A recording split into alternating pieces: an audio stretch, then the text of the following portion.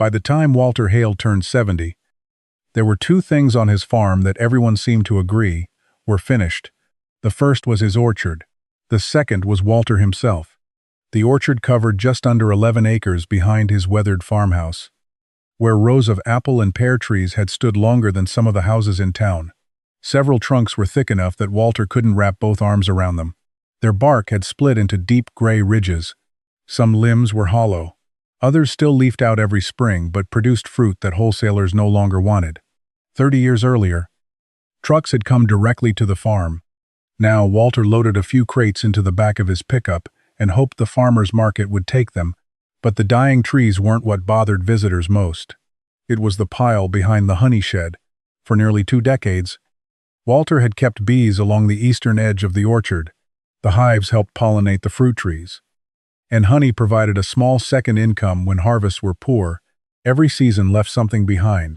Broken comb, dark pieces of old brood wax scraped from frames, cappings cut from honeycomb before extraction, chunks contaminated with propolis, dead insects, dirt, wood splinters, and years of debris.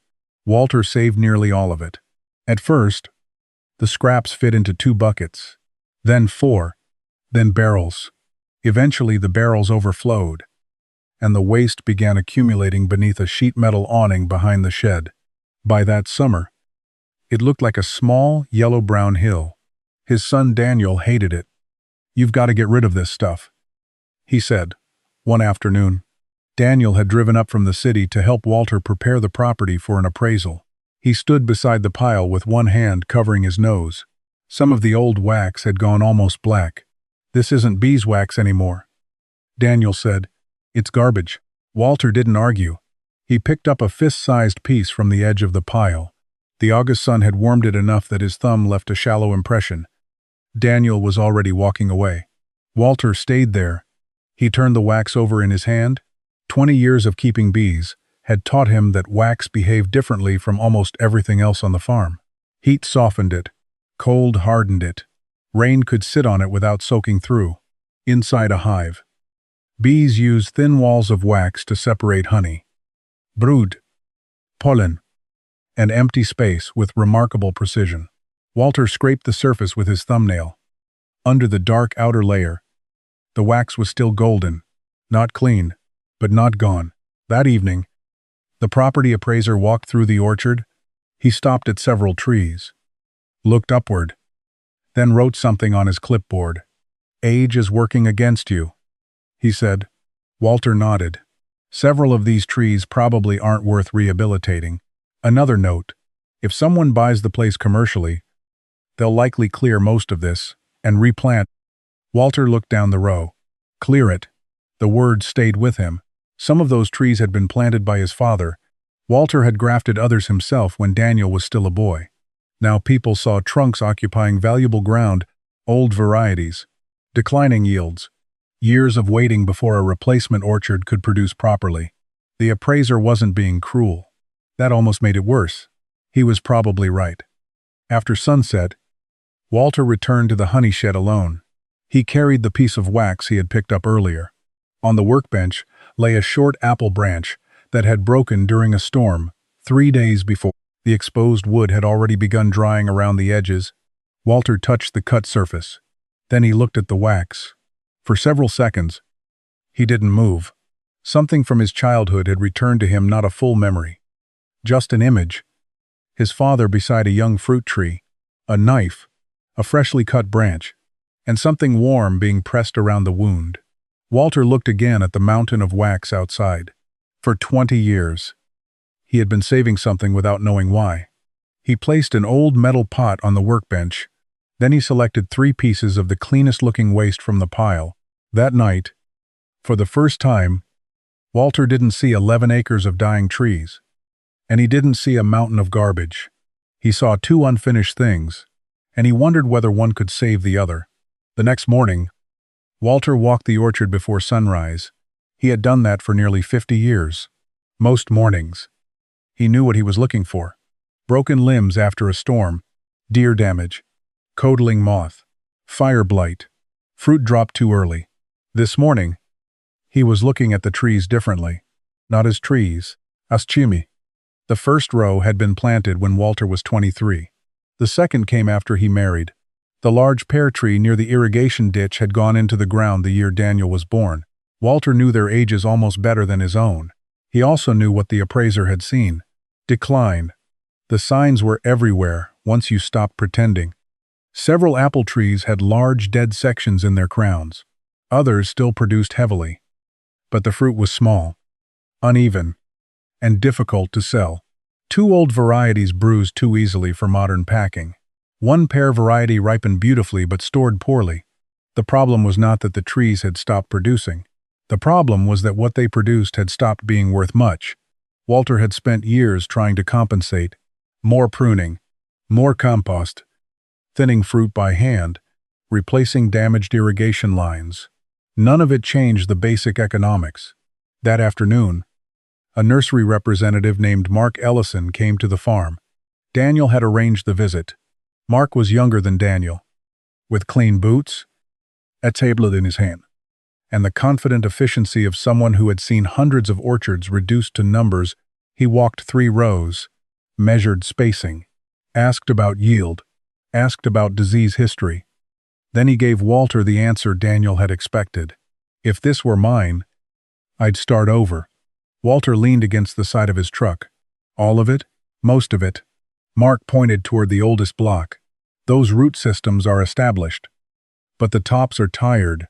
You've got inconsistent varieties, uneven production, too much dead wood. He swiped across his tablet. You'd be better off removing the old trees, correcting the rows, and planting new stock. How long before they produce? Mark paused. Depends on rootstock and variety. Walter waited. You'll get some fruit earlier. Mark said, but for meaningful production, you're still talking years. Years. That was the part people said quickly. Walter looked toward the orchard. He had spent most of his life thinking in years. Plant now. Prune a lauter. Wait. Thin. Wait again.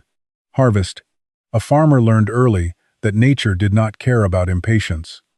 But 70 changed the meaning of waiting. Walter could plant an entirely new orchard. He could spend the money. He could remove hundreds of mature trees. He could install new irrigation. He could order new cultivars that buyers wanted, and then he could wait. 5 years, maybe more, before the whole operation truly found its footing. For the first time in his life, Walter had to ask a question he hated. Would he still be there to see it? Mark continued talking about dwarfing rootstocks and modern spacing, but Walter was no longer listening. His eyes had settled on one tree behind him, an old apple with a trunk nearly 18 inches thick. The upper canopy was ugly. 2 limbs were dead.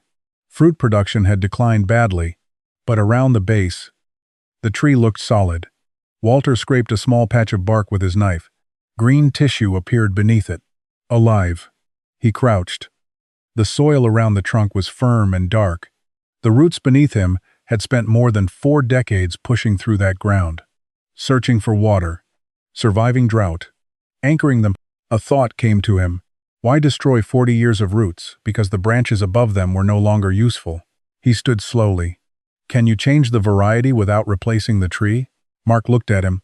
You mean graft it? Walter nodded. Top working is possible. Mark said, but on trees this old, that's a lot of labor. You'd have to choose carefully. You're not going to save everything. Walter heard only one part. Possible. That evening, he went into the storage room behind the barn. There were old pruning knives in a drawer, a roll of twine, a grafting knife that had belonged to his father. Walter wiped the blade against his jeans. Then he remembered the broken limb on the workbench, the wax, the metal pot, and the half-formed memory from the night before. His father had never talked about replacing an entire tree when one part failed. He had talked about changing what grew on it. Walter walked back outside. The orchard looked different now. The trees were old. The varieties were outdated. The economics were bad. All of that was true. But beneath every dying branch was something no appraisal had put a price on. A mature root system. Walter placed his hand against the trunk of the old apple tree. For the first time since the appraiser left, he smiled. Maybe he didn't need enough time to grow a new orchard. Maybe he only needed enough time to teach the old one how to grow something new. Walter chose the tree carefully. Not the oldest one, not the healthiest one. A middle tree in the third row, old enough to matter. Damaged enough that failure would not cost him much. It was an apple tree his father had planted more than 40 years earlier. The trunk was still solid, the roots were still feeding it, but most of the upper canopy had lost its purpose. Walter stood beneath it with his father's grafting knife in one hand and a bundle of young scion wood in the other. He had cut the scions that morning from a newer variety growing on a neighbor's property. Clean wood, 1-year growth. Dormant buds. Everything above the cut looked small and fragile compared with the trunk in front of him. That contrast bothered him. A branch no thicker than his finger was about to depend on a root system that had survived 4 decades of drought, winter, insects, and bad harvests. Walter ran his thumb along the scion. Then he made the first cut. Fresh wood appeared pale and wet beneath the bark. He made another cut on the old tree, opening a place for the younger piece to fit. That was when the memory finally returned. His father had done this beside him when Walter was 11. Back then, Walter had thought grafting was almost a trick. Cut one tree, cut another, press them together. Wait. But his father had corrected him. They don't join because you tie them. Walter could hear the sentence now. They join because the living parts touch. Walter looked closely at the fresh cut. Just beneath the bark was the thin layer that mattered. Cambium, the tree's living growth tissue. If the cambium of the scion met the cambium of the older tree, new tissue could begin forming across the wound. If the alignment was poor, the graft failed. If the cut dried out before the connection formed, the graft failed. If movement pulled the pieces apart, the graft failed. Suddenly the process seemed less like attaching a branch and more like keeping 2 wounded pieces alive long enough for them to become one. Walter fitted the scion into place. It looked wrong. Too small. Too exposed. The fresh cut gleamed in the morning light. He tied it carefully. Then he stopped. That was the problem. The cut. The wood was open to air. Moisture could escape. The small scion had no roots of its own. Until the graft union began working, everything stored inside that piece of wood was limited. Walter touched the exposed edge. He remembered the storm-broken limb lying on his workbench, then the wax, that afternoon. He returned to the honey shed. The old metal pot was still where he had left it. He put several pieces of wax inside and warmed them slowly. The first mistake appeared almost immediately. The material was far dirtier than he had imagined. Bits of old comb floated to the surface. Dark residue settled below. Fragments of propolis clung to the sides. Walter strained the liquid through an old piece of cloth. What came through was cleaner, but not clean. Golden brown wax collected in a small tin pan. He let it cool. When he returned an hour later, it had hardened into a solid block. Walter pressed his thumbnail into it. Too hard. He warmed it again. This time, he tried applying a small amount while it was soft. It covered the surface. It resisted water. It sealed gaps. But once it cooled, Walter could see another problem. Pure wax did not behave the way he needed it to. On a living graft exposed to changing temperatures, the material needed to protect without becoming brittle, slipping away, or forcing him to use damaging heat. Walter sat at the workbench, staring at the first batch. The idea was not wrong, but the material was unfinished. Just like the orchard, just like the graft. The next morning, he returned to the experimental tree. The scion was still there, still tied, still dormant. No proof, no failure, only a thin piece of young wood attached to an old trunk. Daniel found him looking at it. You really think that's going to save the orchard? Walter kept his eyes on the graft. No. Daniel frowned. Walter touched the sealed cut with one finger. I'm trying to find out what keeps this one alive. That was the difference. He was no longer trying to save 11 acres.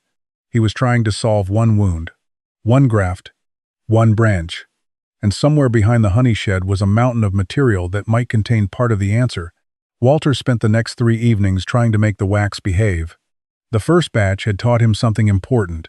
Beeswax alone was not enough. It melted too easily when warm, hardened too much when cold.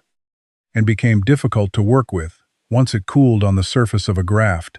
The material could seal, but sealing was only part of the job. What Walter needed was something that could stay workable long enough to spread over a fresh graft, fill the small openings around the cut, and then remain in place while the tree began forming new tissue underneath. He started with the pile behind the honey shed. This time, he sorted it. Light-colored wax cappings went into one bucket. Old comb went into another. The darkest pieces, almost black from years of use, inside the hive he set aside. Walter filled the bottom of an old double boiler with water and placed a smaller pot above it. He did not put the wax directly over flame. He had learned that lesson decades earlier. Wax could overheat quickly, and hot wax was not something a man wanted spilled across his hands. He broke the cleaner pieces into small chunks. They softened slowly, then collapsed. Within minutes, what had looked like dry scraps became a pool of amber liquid. Walter watched impurities rise and sink. Bits of propolis, wood fibers, dust, pieces of cocoon. Everything the hive had collected over the years seemed to be trapped inside. He poured the melted wax through several layers of cloth. The first filtration barely changed it. The second removed more.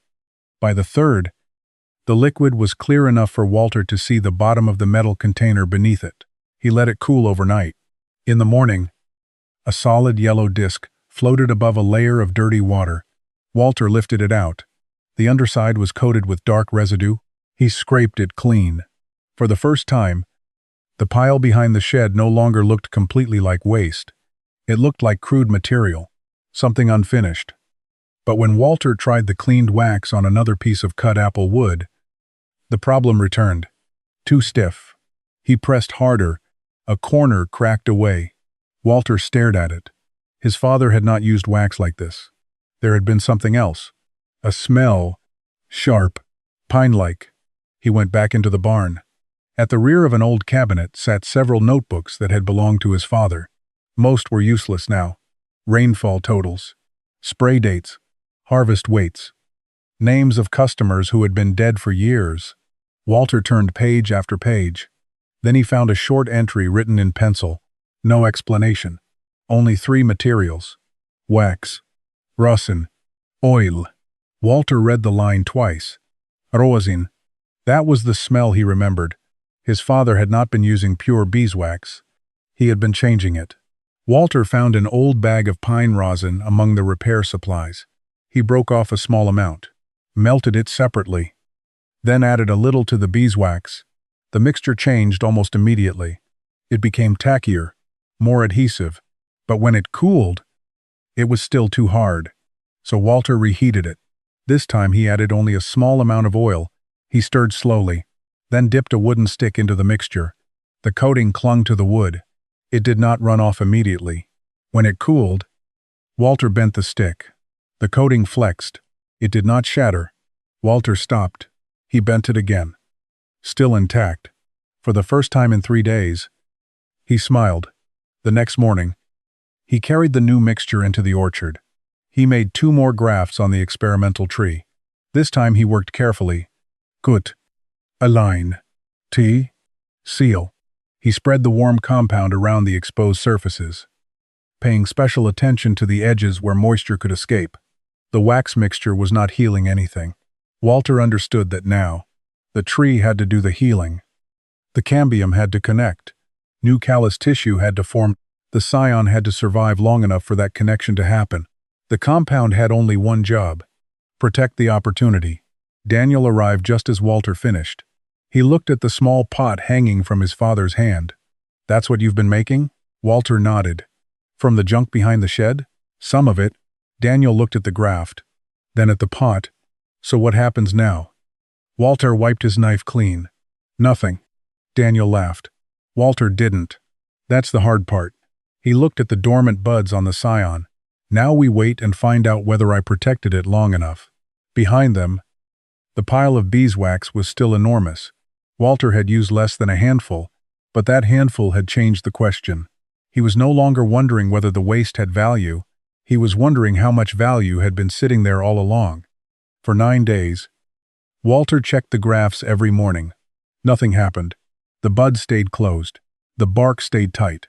The wax remained wrapped around the cuts like a dull amber collar. On the 10th day, one scion began to wrinkle. Walter noticed it immediately. He touched the bark. Dry. By the next morning, the tip had turned brown. 2 days later, the entire scion was dead. Walter cut it open. The wood inside had lost its moisture. The graft had never connected. He removed the wrapping and examined the union. One side of the scion had shifted slightly away from the cambium beneath it, less than 1/8 of an inch, enough to kill it. Walter stood there with the dead piece in his hand. The wax had stayed on, the seal had held, and the graft had still failed. That mattered. Until then, some part of him had been treating the wax as the answer. It wasn't. It could cover a wound. It could reduce drying around exposed surfaces, but it could not correct a bad cut. It could not align living tissue. It could not hold a loose graft together, and it certainly could not force two pieces of wood to become one. Walter inspected the second graft. It looked better. The scion was still firm, but when he pressed lightly against the union, he felt movement. Too much movement. Wind had been pushing the small branch back and forth. Every motion disturbed the place where new tissue needed to form. He retied it. Too late. 3 days later, that scion died too. 2 failures. 1 graft left. Walter returned to the shed and set the remaining wax mixture on the bench. He should have been disappointed. Instead, he felt something closer to relief. The failures had narrowed the problem. He took a notebook and wrote 4 words. Kut. Contact. Pressure. Moisture. Then he started again. The next morning, Walter made 5 new grafts. This time he moved slower. He sharpened the knife until it could shave a curl of wood cleanly from the edge of a branch. Every cut had to be smooth. No crushing. No ragged fibers. He studied the cambium line on both pieces. The scion did not need to match the branch perfectly. It needed one side aligned correctly. Living layer against living layer. He tied each graft tighter than before. Firm enough to prevent movement. Not so tight that he damaged the tissue. Only after that did he reach for the wax compound. Daniel found him halfway through the 5th graft. More experiments? Walter nodded. I thought the wax didn't work. Walter kept wrapping the graft. The wax worked. Daniel looked confused. The graft didn't. Walter pressed the final knot into place. There's a difference. That afternoon, the temperature rose sharply. Walter returned to the orchard and found another problem. The compound on one graft had softened more than he expected. A thin line of it had begun to creep downward. Not enough to expose the entire cut. Enough to worry him. He touched it. Dough soft. The formula that had seemed perfect in the cool shed behaved differently in direct sun. Walter went back inside. Less oil. Slightly more rosin. Another small batch. Then another. He stopped measuring with handfuls. He started weighing. Every mixture received a number. Batch 3. Batch 4. Batch 5. Beside each number he wrote how it behaved. Soft at noon. Too brittle at dawn. Good adhesion. Poor flexibility. Over the next 2 weeks, Walter stopped trying to make the wax better in isolation. He started trying to make the entire grafting process better. Cleaner cuts. Better alignment. Stronger binding. Thinner sealing layers. More consistent scion wood. The waste behind the shed was still part of the experiment, but Walter finally understood its proper place.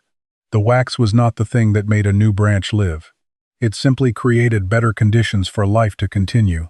Then, 26 days after the first experiment began, Walter walked past the original tree and stopped. One graft had not shriveled. The scion was still firm. At the tip of the branch, a single bud had swollen. Not open. Not green yet. Just larger than it had been the day before. Walter leaned closer. For nearly a month, he had been staring at dead wood. Bad cuts. Failed mixtures. And empty branches. Now one tiny bud was changing. He did not touch it. He did not call Daniel. He simply stood beneath the old tree and looked at it. For the first time, the orchard had given him something stronger than an idea. It had given him evidence. The swollen bud changed the way Walter worked. Until then, every experiment had begun with the wax. Dough soft. Too hard, too brittle, too greasy, too difficult to spread. He had been treating the compound as if the right mixture would solve everything. But the living bud told him something different. The wax was not the center of the process. The graft was. So Walter stopped asking one question, how do I make better wax? And started asking another one, what does this graft actually need? He went back to the tree where the surviving scion was beginning to swell. The union was still wrapped. The seal still held. But beneath all of that, the important work was happening where he could not see it. 2 living layers had been cut open. The old tree was trying to close the wound. The young scion was trying not to die before that happened. Between them, new callus tissue had to form. That tissue had to bridge the cut. And eventually, the vascular systems of the 2 pieces had to reconnect. Water upward, sugars downward. One functioning system instead of 2 wounded pieces. Walter understood then why some grafts failed even when the wax looked perfect. A beautiful seal could cover a dead union. The material could not replace biology. He took out his notebook. This time, instead of writing ingredients, he wrote a sequence. First, clean cut. Second, cambium contact. Third, firm pressure. Fourth, moisture protection. Fifth, time. He circled the last word. Time. That was the one the wax could help with. Not by healing the tree. By slowing down what would kill the scion before healing could begin. Drying. Exposure. Movement. Loss of moisture. Walter stared at the list for a long time. Then he wrote one sentence beneath it. The wax doesn't heal the graft. It buys the graft time to heal itself. From that moment, his experiments changed. He stopped making large batches. Each mixture was small, controlled, tested against the same type of cut wood. He reduced the oil slightly so the compound would not slump as badly in afternoon heat. He adjusted the rosin so it would grip the surface, without becoming glass-hard in cooler mornings. He stopped coating everything heavily. A thick layer was not automatically better. What mattered was covering the exposed areas and protecting the edges where moisture could escape. The work became precise. Cut, match, T, seal, label. Every graft received a small tag with a date and batch number. Walter began checking them twice a day. Not because he expected instant growth, because he wanted to see what failed first. A loose tie, a cracked coating, a drying tip, a shifting scion. The orchard became a laboratory made of old bark and young wood. Daniel noticed the tags first. You've numbered the trees now? The grafts. What's batch 7? Walter pointed to the waxed union. Less oil than 6. And 8? Different rosin. Daniel shook his head. How many versions are you planning to make? Walter looked toward the surviving graft. As many as the trees make me. 2 weeks later, the first bud opened. A thin point of green pushed through the brown scales. Walter had imagined that moment for days. When it finally happened, it was almost disappointing in its smallness. No dramatic burst. No sudden branch. Just a strip of green no wider than a blade of grass. But Walter knew what it meant. The scion had survived. The union was working well enough to support growth. He leaned closer. A second bud on the same scion had begun to swell. Then another. Over the following days, Walter saw the pattern repeat on several of the newer grafts. Not all of them. Some still failed. One dried from the tip downward. Another broke after a hard wind because he had tied it poorly. But the failures were becoming easier to explain, and that meant they were becoming easier to correct. Walter was no longer gambling. He was learning a system. By the end of the month, 14 grafts remained alive. 7 had begun active growth.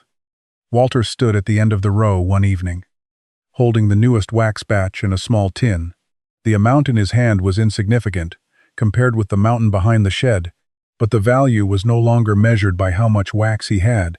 It was measured by what that wax allowed the tree to keep doing. Living, connecting, changing. For years, Walter had thought the orchard's problem was age. Now he understood that age was only half the story. The roots were old. The trunks were old. But the future growing from them could still be young. Walter found the first 3 green buds on a cold morning after rain. He almost walked past them. The graft was on the north side of the old apple tree, where the bark stayed darker and the morning sun arrived late. For weeks, the scion had looked almost exactly the same. Brown wood, tight buds, a narrow band of wax around the union. Nothing dramatic. Then Walter saw the color. 3 tiny points of green had pushed through the bud scales. He stopped so suddenly that the pruning shears slipped from his hand. For several seconds, he did not pick them up. He leaned close instead. The first bud was barely open. The second had split enough to show folded tissue inside. The third was smaller, but alive. Walter touched the branch below the graft. Firm. He checked the tie. Still secure. He examined the wax at the edges. No major cracking. No exposed wood. Then he stepped back. 3 green buds. That was all. To anyone else, they would have looked insignificant. To Walter, they answered a question that had been hanging over the orchard for months. The old tree could carry new life. Not in theory. Not in a notebook. Not in a memory from his father's generation. Here. Now. On this tree. Walter pulled the tag from the branch. Batch 7. Grafted 32 days earlier. He wrote one word beside the date. Alive. Then he walked to the next tree. 2 grafts there had failed. The wood was dry and slightly sunken. He cut one open and found brown tissue inside. Dead. Walter marked both failures. He did not hide them from himself. That mattered now more than ever. If the orchard was going to depend on this method, he needed to understand the difference between the grafts that lived and the grafts that died. By noon, he had checked 23 unions. 9 were clearly dead. 5 were uncertain. 9 remained healthy. Of those 9, 4 were beginning to grow. The numbers were not impressive, but they were no longer random. The better cuts survived more often. The firmly tied grafts survived more often. The unions with cleaner cambium contact survived more often, and the newer wax mixtures were holding more consistently than the first batches. Walter sat on an overturned crate and looked at the page. He had spent most of his life judging success by bushels. How much fruit? How many boxes? What price per pound? Now success was being measured in millimeters of green tissue, and somehow, it felt more important. Daniel arrived shortly after lunch. Walter did not say anything. He simply handed him the notebook. Daniel looked at the page. 9 alive? Looks that way. Out of 23? Walter nodded. Daniel frowned. That's not even half. Walter took the notebook back. No. He walked toward the first tree. But come look at this. Daniel followed. Walter pointed to the 3 green buds. For once, Daniel had nothing to say. He reached toward the scion, then stopped before touching it. That's the new variety? Walter nodded. On Dad's old tree? Walter smiled. Your grandfather's tree. Daniel looked down at the trunk. The difference was striking. The bark below the graft was deeply furrowed and gray. The new shoot above it was bright green and almost delicate. Old wood supporting new growth. Daniel stared at it for a long moment. So what now? Walter looked down the row. There were nearly 400 trees in the orchard. Some were too far gone. Some were diseased. Some were structurally weak. But many were not. That distinction had become important. Walter no longer saw one category called old trees. He saw 3. Trees worth keeping. Trees worth changing. Trees worth removing. That afternoon, he began marking trunks. A blue stripe meant keep. Red meant remove. White meant possible graft candidate. By sunset, white marks had appeared across the orchard. Dozens of them. Daniel watched from the truck. You planning to graft all those? Walter shook his head. Not yet. He pointed toward the successful tree. First, I need proof that those buds can become branches. And if they do? Walter looked at the mountain of beeswax behind the shed. Then, back at the white-marked trees. If they do, I stop experimenting with branches. He picked up his knife and start rebuilding the orchard. 3 weeks later, the first green bud had grown into a shoot nearly 8 inches long. The second followed, then the third. Walter tied the strongest shoot gently to a support so the wind would not break it. The young growth moved in the breeze above a trunk older than Walter's son. For months, people had been telling him that the orchard was too old to justify saving. Now one old tree had answered them. It had not become young again. It had done something better. It had proven that old roots could carry a new future. Walter did not graft another tree for 3 days. That surprised Daniel more than anything. After the first shoots began growing, Daniel expected his father to rush into the orchard and start cutting every old limb he could reach. Instead, Walter walked. He walked the rows with a piece of chalk, a pruning saw, and a notebook. He stopped at each tree, pressed the bark with his thumb, looked for decay around the trunk, checked scaffold limbs, scraped small sections of bark to see whether the tissue beneath was still green. He studied each tree as if it were applying for another season. Some failed immediately. One had rot running deep into the trunk. Another leaned badly after years of root damage. Several had so much dead wood that keeping them would only delay the inevitable act. Walter marked those red, but many surprised him. Their tops looked tired. Their fruit had little market value. Yet the trunks remained sound. The roots were established. They were still pulling water and nutrients from soil they had occupied for decades. Those trees received white marks. By the end of the week, Walter had marked 117. Daniel stared at the number. "You're really going to graft that many?" Walter shook his head. "I'm going to decide which ones deserve it." He had learned enough from the first experiment to understand the danger of enthusiasm. A successful graft did not make a bad tree good. If the trunk was weak, the roots diseased, or the structure unsafe, putting a better variety on top solved nothing. So Walter became selective. That changed the entire plan. He was no longer trying to save every tree. He was trying to preserve the valuable parts of the orchard and replace only what had failed. One afternoon, Daniel brought him a catalog from a nursery. Rows of young trees filled the pages. Uniform trunks, modern cultivars, clean labels. These would be easier, Daniel said. Walter looked at the catalog. He did not disagree. Young trees could be planted in clean rows. They could be trained from the beginning. Their spacing could be optimized. Their varieties could be chosen for current markets. But Walter closed the catalog. "What do these come with?" Daniel frowned. "Come with? Roots." Daniel laughed. "Obviously." Walter pointed toward the orchard. "How old?" Daniel understood. A nursery tree arrived with a young root system. Walter's trees already had roots that had spent 30, 40, sometimes 50 years learning that ground. They had survived dry summers, heavy rain, late freezes, periods when Walter had barely been able to afford irrigation repairs. Their value was invisible because almost all of it was underground. The appraiser had judged the orchard mainly by what stood above the soil. Walter was beginning to judge it by what remained alive below. That was the shift. The fruit could change. The branches could change. Even most of the canopy could change. But the mature root system did not have to be discarded simply because the variety above it had lost value. Walter selected 12 trees for the next round. Not 117, 12. On each one. He removed only part of the old canopy. He left enough foliage to keep the tree functioning while the new grafts established. Then he added scions from varieties he believed had better potential. The work was slow. Every cut mattered. Every union had to be tied. Every exposed edge sealed. He used the beeswax compound carefully now. Almost sparingly. No wasted movement. No thick coating just because there was plenty of wax available. Daniel worked beside him. For the first time, Walter let him make one of the grafts. Flat cut. Walter said. Daniel adjusted the knife. Like this? Cleaner. Daniel tried again. Walter nodded. Now match the cambium. Daniel moved the scion. Walter watched. Not the centers. The edges. Daniel repositioned it. This time, one side aligned.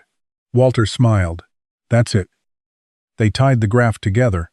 Then Daniel reached for the tin of wax. Walter stopped him. Seal the exposed surfaces. Don't bury the whole thing. Daniel applied a thin coat. When he finished, the graft looked almost insignificant against the massive old limb below it. Hard to believe that can change the tree, Daniel said. Walter looked up at the canopy. It doesn't. Daniel waited. Walter touched the old trunk. This changes the tree. Then he tapped the scion.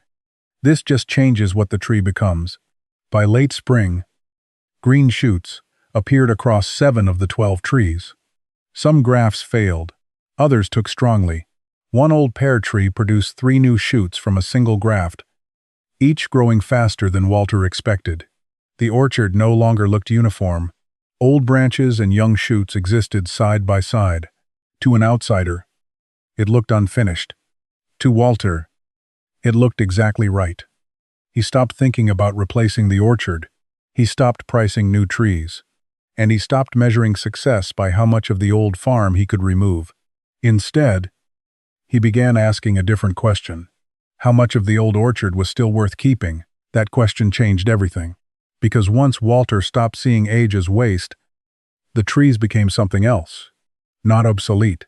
Not finished. Infrastructure. By early summer, the orchard no longer looked like the place the appraiser had walked through. It had not become beautiful. Not yet. In fact, from a distance, it looked stranger than before. Old trees carried young shoots at awkward angles. Some limbs had been cut back heavily. Others still held the original fruit. White tags hung from graft unions.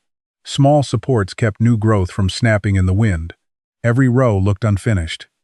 But Walter no longer cared how unfinished it looked. He cared about patterns.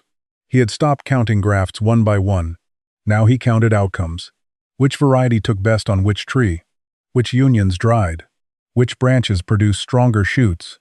Which wax batches held through hot afternoons? Which trees pushed growth too aggressively? Which ones barely responded? His notebook changed with the orchard. The early pages were filled with questions.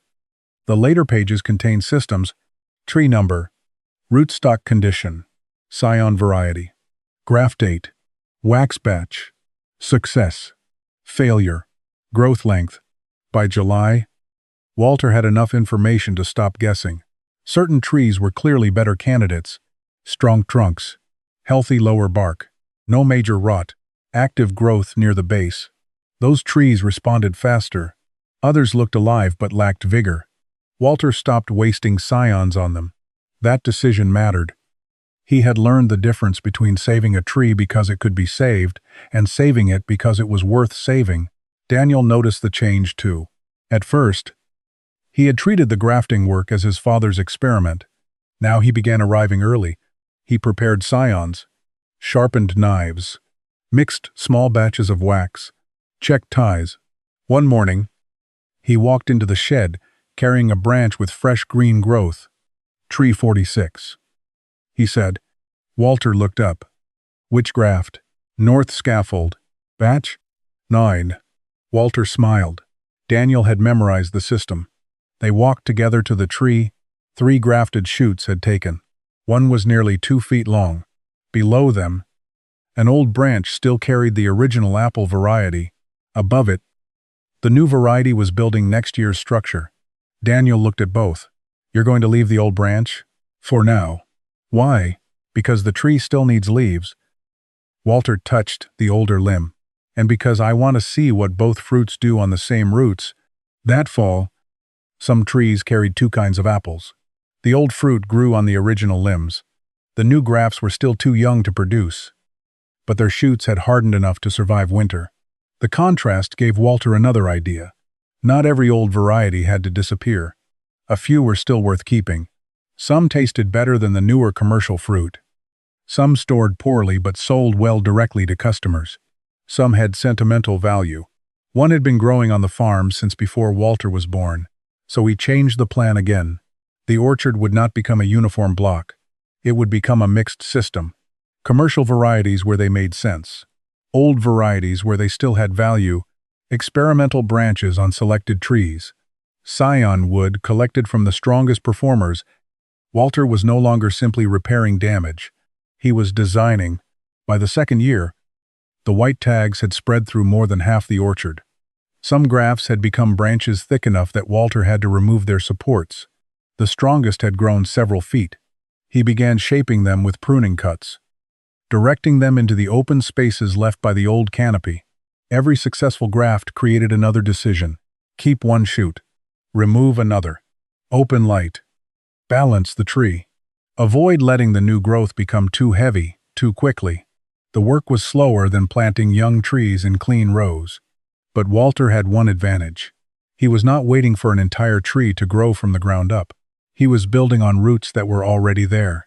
That autumn, the first grafted branch produced fruit, only 5 apples. Walter picked them by hand. He set them on the workbench in the honey shed beneath the old notebook. They were not large. They were not perfect. One had an insect scar. Another was slightly misshapen. Daniel picked up the best one and cut it in half. They tasted it without speaking. Crisp. Sweet. More importantly, different from the fruit the tree had produced before. Walter looked through the open shed door toward the orchard. A year earlier, that tree had been marked for possible removal. Now the same trunk had produced a fruit it had never produced in 40 years. The tree had not moved. The roots had not changed. Only the wood above the graft had changed. That was when Walter understood the true scale of what he had found. The wax was never the final product. The graft was not the final product either. The real product was possibility. One branch had become 5 apples. 5 apples could become scion wood. Scion wood could change another tree. Another tree could change another row. The orchard was no longer recovering tree by tree. It was learning how to reproduce its own transformation. The first person to ask Walter about the wax was not a buyer. It was another grower. His name was Ben Mercer. And he farmed peaches 12 miles south of town. He had come to the orchard because he had heard Walter was grafting old trees instead of replacing them. At first, Ben was interested in the trees. Then he noticed the small metal tin hanging from Walter's belt. "What's in that?" Walter handed it to him. Ben opened the lid. Inside was the latest batch of amber-brown grafting compound.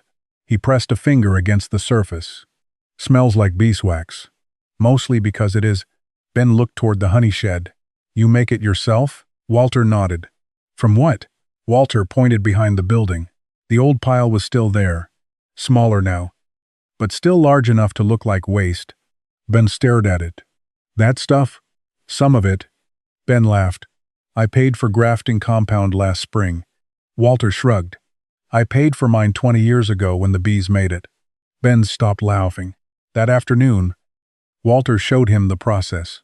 Sorting, rendering, filtering, remelting, mixing, testing. Nothing about it looked glamorous. The raw material smelled old. The first melt carried dirt and debris. The filtering cloth darkened quickly.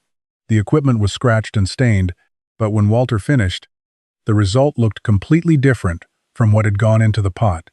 Clean wax. Measured ingredients. A consistent compound. Ben held the finished tin in his hand. "How much would you sell me?" Walter had never considered selling it. He had only been trying to save his own trees. "How much do you need?" "Enough for 50 grafts." Walter looked at the pile behind the shed, then at the small tin. That was the first transaction. No label. No company name. No advertisement.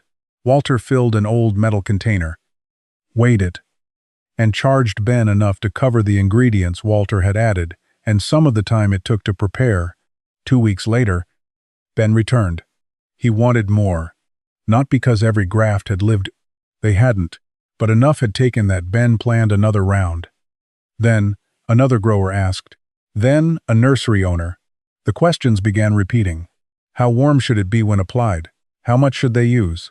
Could Walter make it softer? Could he make a version that stayed firmer in hotter weather? Walter realized quickly that selling wax without explaining the graft was dangerous. People wanted to believe the compound was the reason his trees were working. Walter refused to let them. Whenever someone bought a tin, he gave them the same warning. If your cut is bad, this won't fix it. He would hold up a grafting knife. Contact first. Then the binding material. Hold it still. Then the wax. This comes last. That distinction became part of the product. Walter was not selling a miracle seal. He was selling one piece of a system, and the system started creating other things. Growers who came for wax asked for scion wood. People who bought scion wood asked Walter whether he could graft trees for them. A local family wanted an old apple variety from their grandfather's farm, preserved before the last tree died. Walter took scions, grafted several onto young rootstock. One survived. Then another. The honey shed changed. One side still held extraction equipment. The other now held labeled wax batches, bundles of dormant scion wood, grafting knives, roadstock orders, and notebooks filled with requests. Daniel built simple wooden shelves along the wall. For the first time in years, the shed felt too small. The pile behind it kept shrinking. That mattered to Walter. Not because he wanted it gone, because every missing bucket now represented something useful. Wax that had protected grafts. Grafts that had become trees. Trees that had become fruit. Fruit that had brought people back to the farm. The transformation was no longer theoretical. The waste had entered a cycle. Beehives supported the orchard. The orchard supported the bees. The bees left wax. The wax helped protect new grafts. The grafts helped rebuild the orchard. And the rebuilt orchard produced more blossom for the bees. Walter had spent years thinking in straight lines. Produce. Sell. Discard. Now he saw a loop. Nothing in it was enormously profitable by itself. Honey was modest income. Wax was modest income. Scion wood was modest income. Grafting work was modest income. Specialty fruit was modest income. But together, they changed the farm. The orchard no longer depended on a single harvest. It had become several small businesses connected to the same biological system. Daniel understood it one afternoon while adding up receipts at the kitchen table. He looked at the numbers twice, then at Walter. This isn't really an orchard anymore. Walter smiled. What is it? Daniel looked through the window toward the hives. The grafted trees. And the shed. A system. Walter nodded. For years, the mountain of wax had been the ugliest thing on the property. The thing everyone wanted hauled away.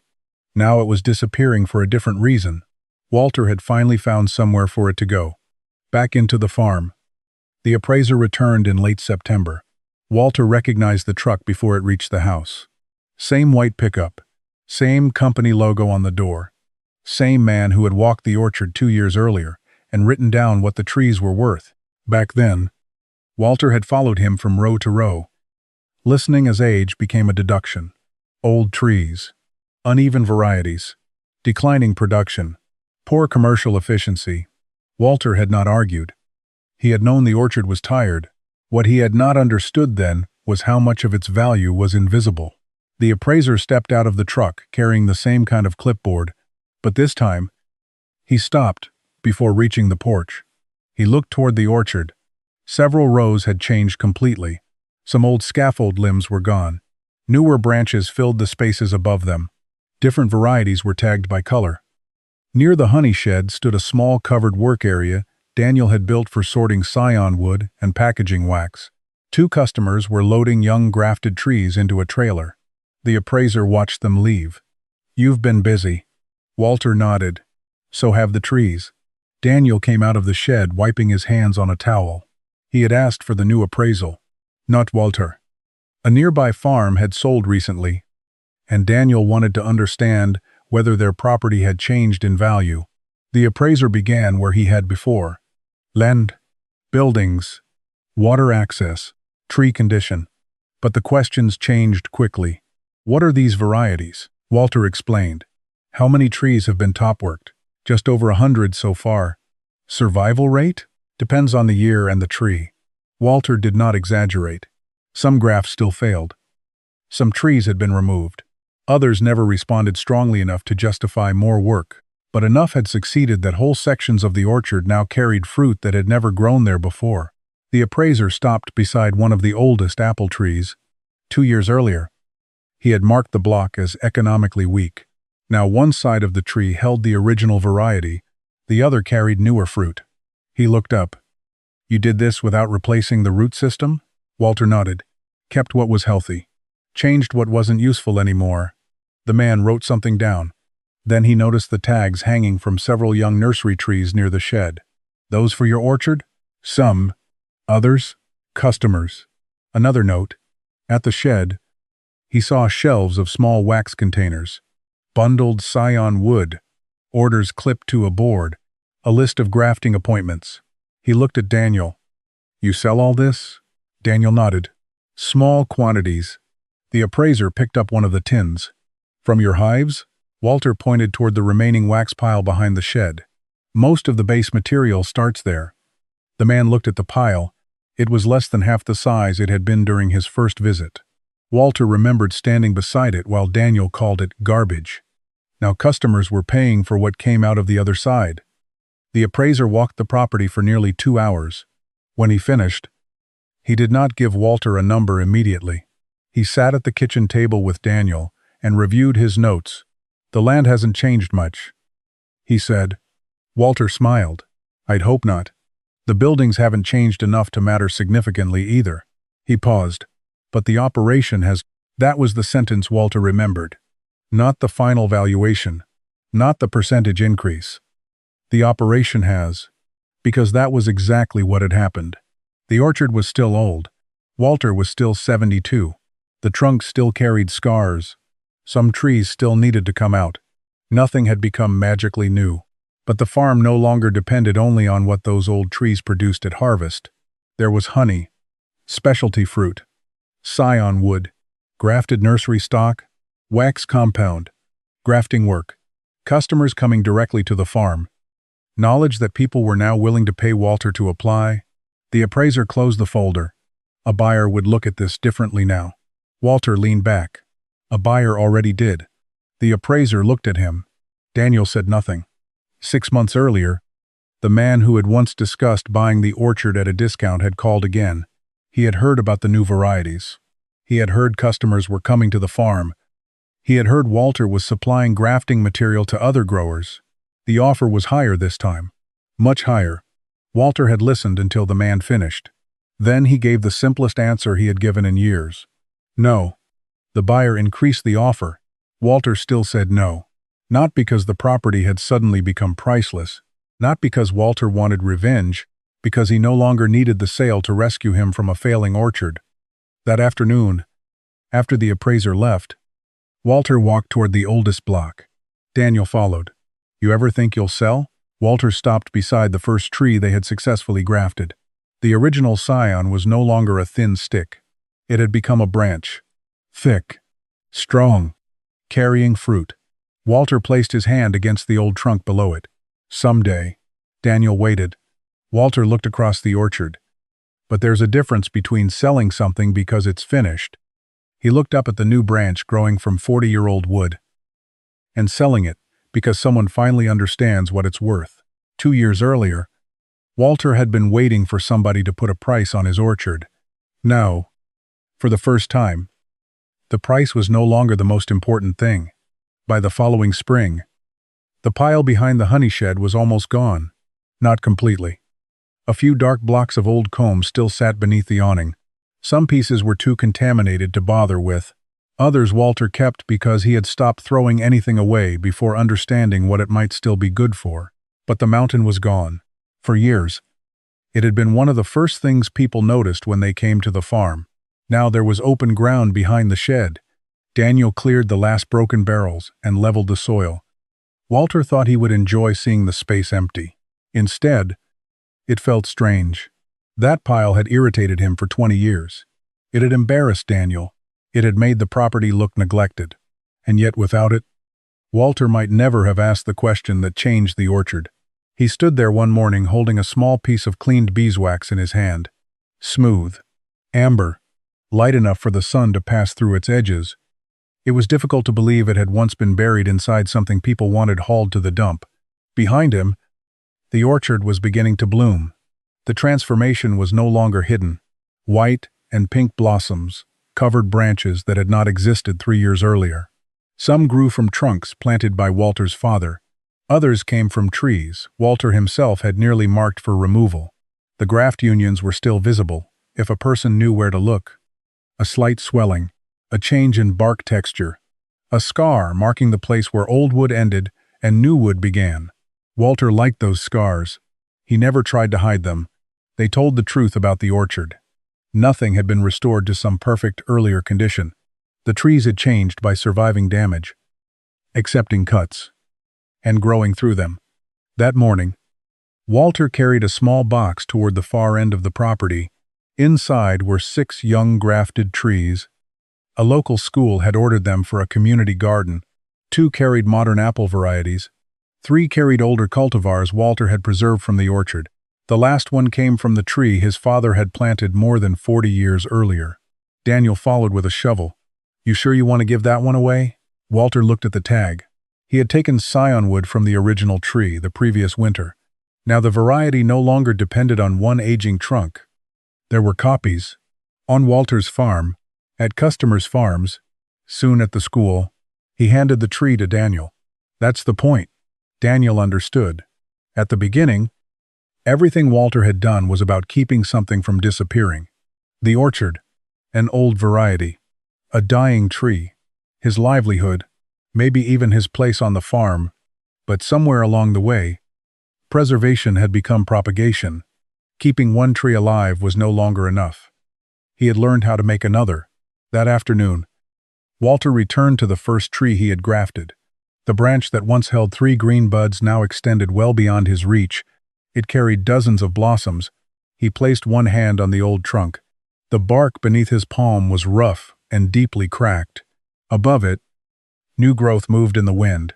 Walter thought about the appraiser, the nursery catalog, the buyer, the dead grafts, the failed wax batches, the night spent filtering dirty comb through cloth. None of those things had changed the farm by themselves. The change had come from a series of smaller realizations. The wax was not useless because the bees were finished with it. The tree was not useless because its fruit had lost value. The roots were not old infrastructure to be discarded simply because the canopy above them needed changing. And failure did not always mean starting from bare ground again. Sometimes the better question was simpler. What is still alive here? What is still useful? What can this become next? Later that evening, Walter entered the honey shed. The original metal pot still sat beneath the workbench.